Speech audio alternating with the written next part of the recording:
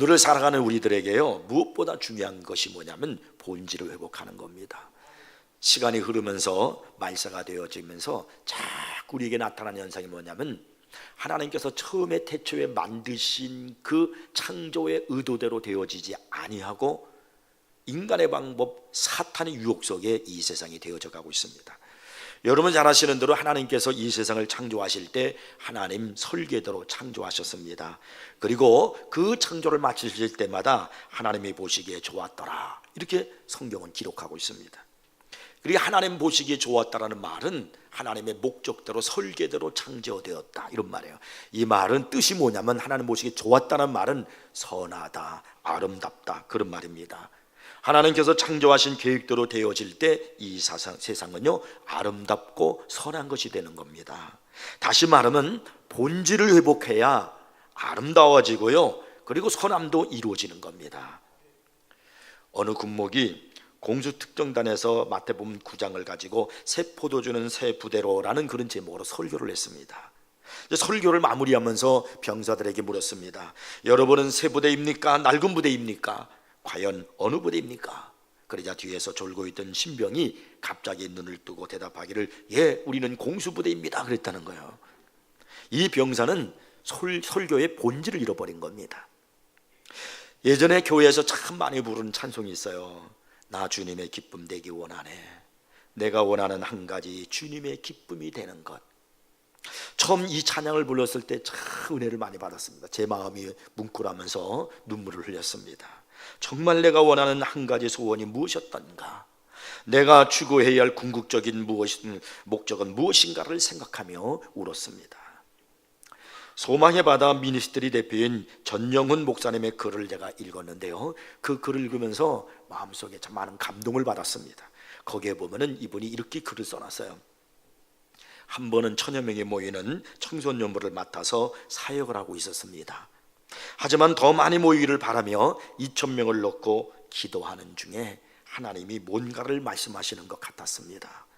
하나님은 과연 2000명을 누가 원하시는지 물으셨습니다. 저는 순간 부끄러움을 느꼈습니다. 인원이 2배가 된다면 저는 분명 유명해질 것입니다. 제가 원했던 것은 하나님의 회복과 영적 부흥이 아니라 저의 성공이라는 사실을 깨달았습니다. 이 목사님은 목회의 본질을 깨달았다는 거예요. 참 그 글을 읽으면서 내 목회의 본질을 한번 생각해 보았습니다. 얼마 전에 제가 스페인을 여행하고 돌아왔는데요, 그 스페인 여행을 하면서 그라나다라는 그런 이제 도시를 갔습니다. 근데 그 그라나다라는 거기에는요, 유럽에 현존하는 아랍 건축물 중에 가장 뛰어난 궁전이라고 하는 알함브라 궁전이 있었습니다. 이 궁전이 얼마나 아름다운지요, 그 내부에는요 아름다운 조각들로 장식이 되어 있어요. 여러분이 아는 그 기타를 치기 위해서 만든 그러한 작곡한 그 곡이 있어요. 이 알함브라 궁전의 추억이라는 그런 기타 곡이 있는데, 그걸 들어보면 많이 들어본 그런 곡일 거예요. 근데 그 얼마나 이 알함브라는 궁전이 이 아랍 사람들이 이게 만든 건데, 그 내부에 가니까 뭐 천장이고 벽이고 막 아름답게 그렇게 조각을 해서 장식을 해놨더라고요. 근데 제 눈에 유독이 눈에 뜨는 것이 있었습니다. 그것은 수많은 아랍 글씨들을 조각을 해가지고 벽에다가 쫙 글씨들을 써놓은 거예요. 정말로 아름답게 정교하게 해놨어요. 제가 그래서 이 글씨가 뭔가 하고 물어봤어요. 그랬더니요, 오직 알라는 영원하다 하는 그런 뜻으로요, 무려 9,000자의 글씨를 쫙 새겨서요 장식을 해놓은 겁니다. 오사마 빈 라덴이 TV에 나와서 한 말이 있습니다. 우리의 궁극적인 목적은 미국을 공격하고 파괴하는 것이 아니다. 우리 목적은 알라신을 기쁘게 하는 것이다. 그래서 지금도 12세만 되면 이슬람의 아이들이요 알카에다 조직에 들어가려고 줄을 서서 기다린다고 합니다. 오늘 우리는 생각해 봐야 돼요. 주의 백성인 우리가 추구해야 할 궁극적인 목적은 무엇입니까? 교회가 이 땅에 존재하고 있는 궁극적인 목적은 무엇입니까? 하나님께서는 특별한 목적을 가지고 교회를 세우셨어요. 즉 교회의 역할과 목적이 있단 말이에요. 그렇다면 교회의 본질은 무엇입니까? 성도를 양육하고 훈련하며 성도가 모여서 예배하는 것이 교회의 목적입니다. 그러나 하나님께서 교회를 세우신 가장 근본적인 목적은 영혼 구원에 있는 겁니다. 영혼 구원의 센터가 되라는 거예요. 그것이 교회의 본질이에요. 이렇게 영혼을 살리는 교회가 되기 위해서는요, 생명을 줄 수 있는 능력을 회복하는 것이 무엇보다 중요합니다. 사도행전 3장 6절을 보면은 사도 베드로가 나무서부터 걷지 못하는 사람을 향하여 이렇게 외칩니다. 은과 금은 내게 없거니와 내게 있는 이것을 내게 주노니 나사렛 예수 그리스도 이름으로 일어나 걸어라. 이것이 바로 교회의 모습이에요. 이 세상을 향해서 교회가 외쳐야 할 것이 뭐냐면 은과 금은 있습니다, 풍부합니다, 이게 아니에요. 세상을 향해서 우리가 외쳐야 할 것이 무슨 말이냐면 내게 있는 것으로 내게 주노니 예수의 이름으로 일어나 걸어라, 바로 그 말이에요. 이것이 교회의 능력이란 말입니다. 그런데 오늘날 교회의 이 능력을 잃어버렸습니다. 그래서 엉뚱한 것이 교회 안에 들어와가지고 판을 치는 거예요. 포스트 모더니즘 문화와 그리고 실용주의가 교회 안에 깊숙이 들어와가지고 신앙생활을 하고 하나님을 섬기는데 반쪽짜리 하나님을 믿게 만들었어요. 그러므로 말미암아 하나님을 향한 경외심을 잃어가는 거예요. 또한 인본주의와 세속주의가 교회 안에 들어와서 막 판을 치는 거예요. 점점 교회가 본질을 잃어가고 있습니다. 오늘 우리가 함께 읽었던 본문을 보면 예수님께서 예루살렘 성전에 들어가셨어요. 근데 예수님의 눈에 이상한 것들이 보입니다. 교회에서 돈 바꾸는 사람들이 앉아있는 것이 보였습니다. 그리고 소와 양과 비둘기 파는 사람들도 예수님의 눈에 띄었습니다. 그 순간 예수님께서 분노하셨습니다. 그래서 예수님은 즉각 돈 바꾸는 사람들의 막 상을 높으시고 노끈으로 채찍을 만드셔서 양이나 소를 성전에서 막 내쫓으셨습니다. 예수님께서 이렇게 분노한 모습은 한 번도 보이신 적이 없으셨어요. 사탄을 꾸짖으신 적은 있지만은 이렇게 거룩한 분노를 나타내신 적은 없으셨습니다. 웬만하면 다 용서하셨어요. 예수님은 어떤 경우에도 화를 내지 않으셨어요. 그런데 여기서 예수님께서 왜 이렇게 분노를 터뜨리시는 것입니까? 왜 예수님께서 이렇게 화를 내시는 것입니까? 그것은 바로 교회가 본질을 잃어버렸기 때문에 그런 거예요. 요즘 우리 한국교회 현실을 보면서 우리 한국교회가 본질을 잃어가고 있다는 것을 알게 돼요. 우리의 교회 모습이 세상과 너무나도 닮아가고 있어요. 세상이 숫자를 좋아하니까 교회도 숫자를 좋아하고, 세상이 돈을 좋아하니까 교회도 돈을 좋아합니다. 세상이 권력을 좋아하니까 교회도 권력 있는 사람들만 좋아하는 경향을 갖게 되는 걸 보게 됩니다. 세상이 술수를 쓰니까 교회도 술수를 적당히 쓰는 것을 배우기 시작했어요. 그래서 교회가 부흥됐다고 말하고 성공한 교회가 되었다고 말합니다. 과연 그럴까요? 여러분, 교회가 살아야 이 사회에 소망이 있는 겁니다. 저와 여러분이 바르게 신앙의 본질을 회복하고 살아나야 영혼을 건질 수가 있는 거예요. 사람들의 영혼을 구원할 수가 있는 겁니다. 오늘 우리들이 신앙의 본질을 회복하지 않고 교회의 본질을 회복하지 않으면 주님께서 또다시 분노하실 겁니다. 오늘 우리가 무엇보다 가장 먼저 해야 할 일이 바로 뭐냐면 교회의 본질을 회복하는 거예요. 저는 오늘 우리가 창립 33주년을 맞이하면서 우리 세인교회가 어떤 모습의 교회로 하나님 앞에 나아갈 것인가를 생각하면서 교회의 본질을 회복해야 되겠다는 것을 다시 한번 생각하게 되었습니다. 여러분, 교회가 무엇인가? 무엇이 교회의 본질인가? 성경 속에서 우리가 알아야 됩니다. 첫째가요, 희생이 교회의 본질입니다. 교회는요, 예수님의 피로 세워진 겁니다. 사도행전 20장 28절을 보면요, 하나님이 자기 피로 사신 교회라고 그렇게 말씀하고 있습니다. 그러니까 교회는 예수님의 희생으로 세워졌다는 말이에요. 그래서 교회는요, 희생으로 성장하는 것이고 헌신함으로 부흥하는 것입니다. 그런데 오늘날 교회는요, 자꾸 희생하지 않으려고 그래요. 사람들이 헌신하지 않으려고 그래요. 그런 사람들이 전부 헌신하는 사람들이 줄어들고 있습니다. 왜 성전에서 소와 양과 비둘기 팔고 돈 바꾸는 사람들이 있었습니까? 하나님 앞에 제사 드리기 위해서요. 제사가 뭐예요? 희생이잖아요. 이스라엘 사람들은 유월절에 제사를 드립니다. 그런데 이 유월절에 제사를 드리기 위해서 오는 사람들은요, 예루살렘에 있는 사람들만 오는 게 아니에요. 전국에서 모여드는 거예요. 우리식으로 이야기하면 저 부산, 대구, 광주, 대전 이런 데서 몰려오는 거와 똑같은 거예요. 거기서부터 사람들이 하나님 앞에 제사를 드리기 위해서 소도 양도 막 끌고서 올라오는 거예요. 그리고 그 먼 곳에서부터 그 짐승들을 끌고 올라오니 얼마나 힘들겠습니까? 또 시간도 많이 걸리고 고생도 많이 심했을 겁니다. 제사를 드릴 때는 흠없는 희생 제사를 드려야 되는 거예요. 이렇게 먼 거리에서 예루살렘까지 끌고 오다 보니까 그 제물들이 하나님 앞에 드려야 되는데 병이 들기도 하고 흠이 나기도 하는 거예요. 그리고 진정한 참된 온전한 제사를 드릴 수가 없었던 거예요. 그래서 생겨난 게 뭐냐면, 번거롭게 이렇게 하지 말고 돈을 가져와서 성전 앞에서 짐승을 사서 하나님 앞에 제물을 드리면 얼마나 편리하겠는가 하는 그런 생각 속에서 성전 앞에 바로 이 짐승을 파는 일이 생기기 시작한 거예요. 처음에는 성전에서 짐승을 팔았던 이유가 바로 뭐냐면, 하나님 앞에 순수한 제물을 바치려는 노력 때문이었습니다. 처음에는 이스라엘 백성들의 불편을 덜어주기 위해서 시작한 일이었단 말이에요. 그런데 시간이 흘러가면서 이것이 막 변질되기 시작하는 거예요. 결국에는 성전에서 돈 바꾸는 사람들이 생기기 시작했고, 소 팔고 양 팔고 비둘기 파는 장사꾼들의 소굴이 되어버리고 말았습니다. 여기서 여러분, 우리가 중요하게 한 가지 사실을 깨달아야 됩니다. 교회가 편의만 추구하다 보면 예배의 본질을 잃어버린다는 거예요.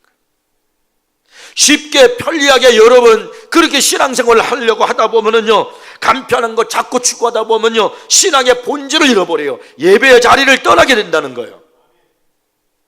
여러분, 이 예배가 뭐예요? 이 예배 자체가 희생이에요. 희생이 담겨진 예배일수록 그 예배가 더 가치 있는 겁니다. 지금 중국에서는요, 우리나라 60, 70년대에 있었던 하나님의 은혜와 부흥의 역사가 계속 일어난다고 그러잖아요. 왜 그런 줄 아십니까? 그들은 하나님 앞에 예배드리기 위해서, 설교를 듣기 위해서 이틀 3일 동안요 멀다 하지 않고 예배 장소로 오는 겁니다. 요즘 우리들 같으면 1시간만 걸려도 예배시가 교회가 멀다라고 해서요 힘들어하고, 그리고 다른 생각을 하는데요, 이 중국 사람들은 차를 타고 12시간 14시간 걸려도 오는 거예요. 어떤 사람은 사흘길을 걸려서 예배드리기 위해서 하나님 앞에 온다는 거예요. 그렇게 와서 말씀을 듣고 예배를 드리니 얼마나 뜨겁고 얼마나 간절하겠습니까?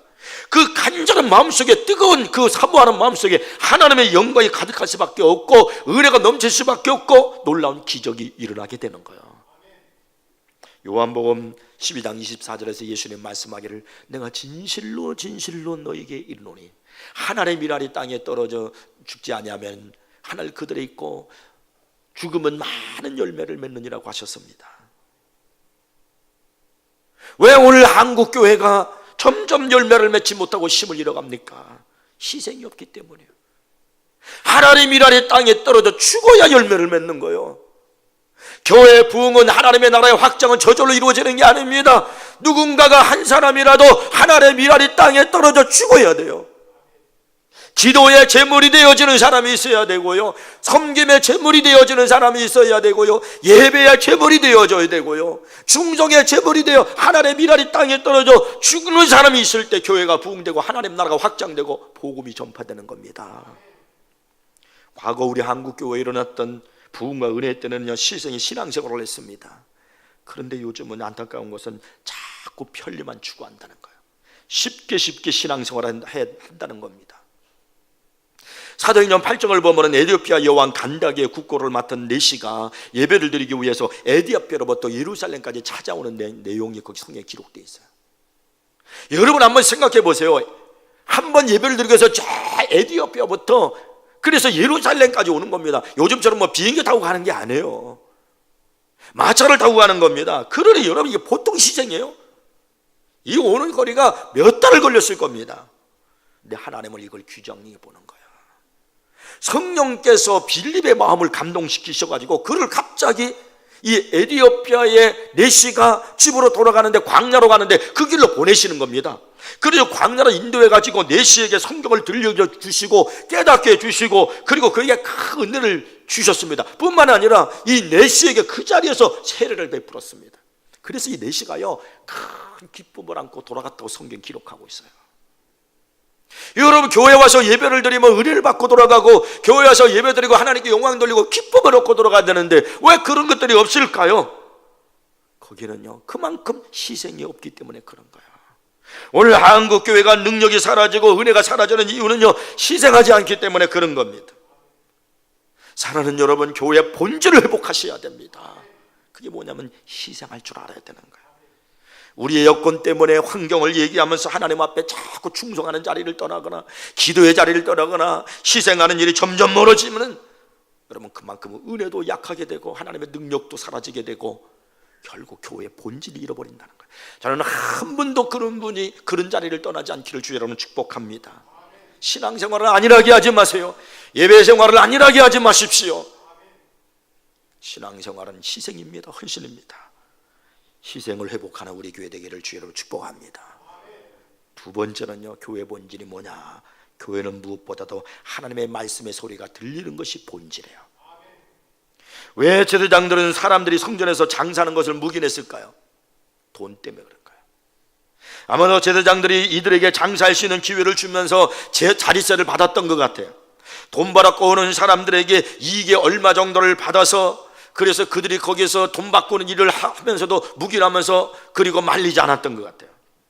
돈 때문에 제사장들이 그들이 성전에서 장사하고 돈 받고 오는 것을 묵인한 겁니다. 교회에서 제일 어려운 개혁이 뭐냐면 돈 개혁이에요. 다른 문제들은 쉽게 개혁이 되는데 돈이 걸려있는 문제는 잘 개혁이 되질 않습니다. 다른 설교들은 아멘하고 잘 받아들이는데 돈에 대한 설교를 하면은 그 순간부터 굳어지기 시작하는 거예요. 왜냐하면 돈을 포기하지 않기 때문에 그래요. 돈을 사랑하기 때문에 그런 거예요. 돈 소리를 듣고 돈을 따라가다 보면요, 주님과 원수되는 길로 갈 수밖에 없습니다.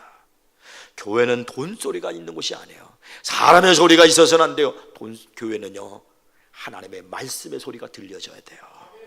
물질을 사랑하면요, 우리가 능력을 잃게 됩니다. 디모데전서 6장 10절 말씀 보니까 돈을 사랑함이 일만하게 뿌리가 된다 그래요. 이것을 탐내는 자들이 미혹을 받아서 믿음에서 떠나 많은 근심으로서 자기를 찔렀다고 말씀합니다. 많은 성도들이 왜 능력을 잃어갈까요?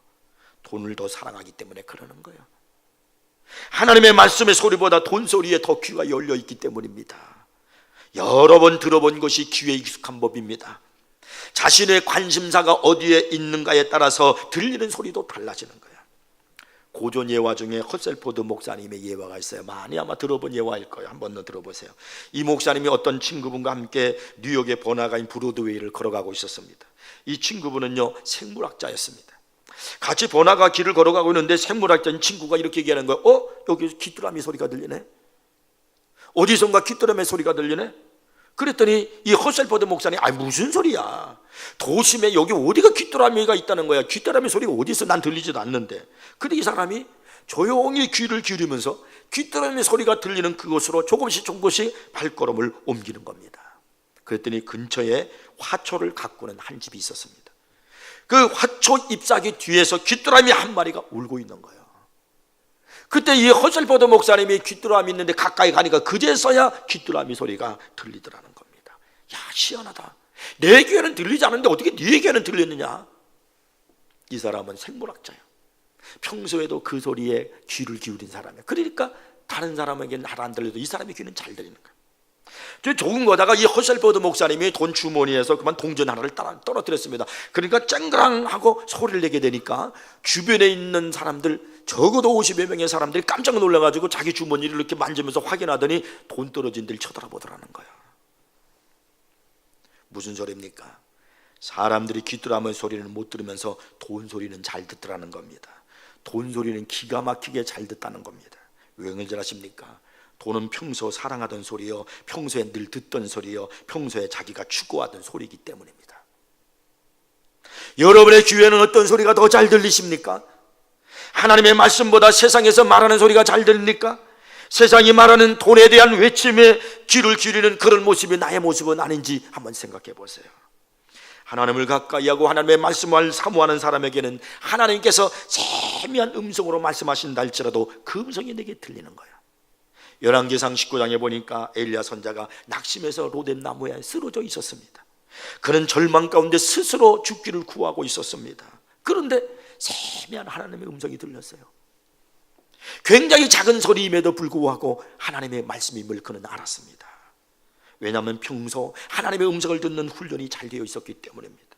엘리야가 그 하나님의 음성을, 세미한 하나님의 음성을 들을 때 다시 일어났어요. 다시 살아났어요. 그래서 사명감을 다시 붙들고 하나님의 부르심을 받아 죽지 않고 불말과 불쇼를 타고 하늘로 올라갔단 말이에요. 우리 그리스도인들이 이 세상을 힘있게 살아갈 수 있는 비결은요, 하나님의 음성을 듣는 거예요. 하나님의 말씀을 듣는 거예요. 여러분, 하나님의 말씀을 들으면 살아납니다. 하나님의 말씀을 들으면 다시 일어날 수 있습니다. 하나님의 말씀은 우리의 영혼을 살린단 말이에요. 예수님은 요한복음 5장 25절에서 말씀하기를 진실로 진실로 너에게 이르노니 죽은 자들이 하나님의 음성을 들을 때가 오나니 곧 이때라. 듣는 자는 살아나리라. 들으면 살아납니다. 누구든지 하나님의 말씀을 들으면 살아납니다. 이 죽어져가는 이 세상의 사람들을 살리는, 영혼을 살리는 건 하나님 말씀밖에 없어요. 그것은 이 성전에서, 교회에서만 흘러넘쳐야 됩니다.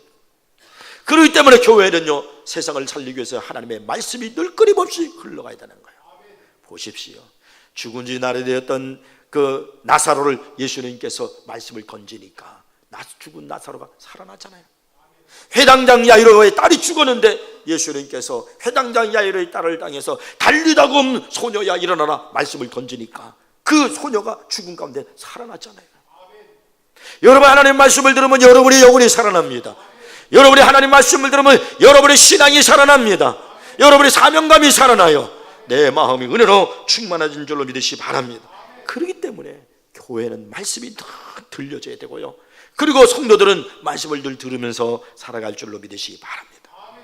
마지막 세 번째로 교회의 본질이 뭐냐? 기도입니다. 그래서 기도가 회복되어야 되는 거예요.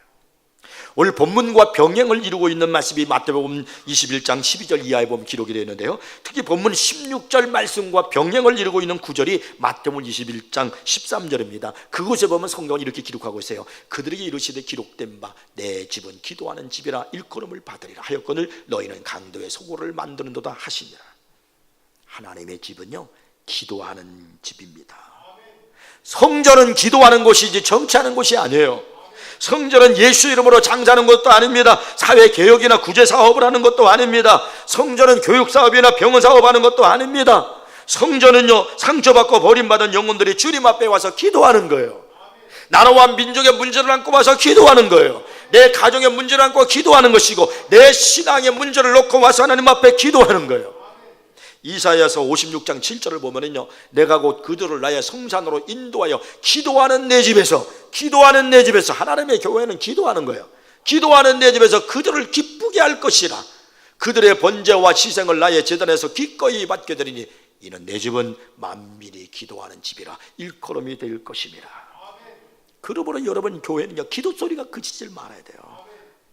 기도가 가득 차야 되는 겁니다. 교회를 가치 있게 만드는 것이 바로 뭐냐면요, 기도하는 길밖에 없는 거예요. 기도 소리가 넘쳐야 돼요. 여러분, 기도하는 우리 교회, 기도하는 그런 교회로 우리 교회가 늘 성장하기를 바랍니다. 왜 우리 교회가 중보기도가 있고 치유기도가 있고 라마나의 기도가 있고 그리고 또 오후 3시에 청년들에 모여서 릴레이 기도를 합니까? 기도가 끊이지 말아야 되는 거예요. 누구나 신앙생활 하다 보면 다 시험 당해요. 시험이 안 올 수가 없어. 마귀가 역사하니까요.